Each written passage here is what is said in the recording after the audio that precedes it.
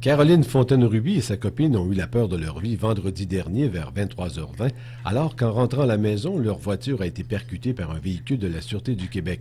Les deux dames retournaient à la maison après avoir loué un film. Selon Mme Ruby, la conductrice a mis son clignotant pour entrer dans la cour. C'est à ce moment que le devant de la voiture a été percuté par le véhicule de la police. Toujours selon Mme Ruby, les policiers roulaient à 150 km/h. Les gyrophares étaient en fonction, mais la sirène, semble-t-il, ne l'était pas. La jeune mère de famille de 2 enfants déplore la vitesse à laquelle les voitures de police roulent régulièrement sur Saint-Isidore. On faisait une petite visite au club vidéo, là. On se louait un film de filles dans une soirée de filles.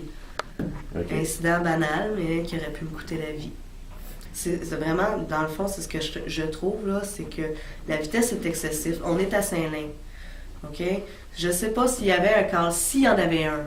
S'il y avait, OK, gars, il s'en venait ses flashs, bon, peut-être, là, il n'y avait pas de sirène, mais s'il y avait un call, c'était peut-être pour sauver la vie d'une personne, mais de là, tu sais, mettons, c'est une chicane de palier, mais ça justifie pas 150 km/h dans une zone de 50, à côté d'une patinoire, des jeux extérieurs, des parcs. Ça ne justifie en aucun cas qu'on roule à cette vitesse-là. Les deux femmes s'en tirent avec des blessures mineures au dos et au cou et une peur bleue.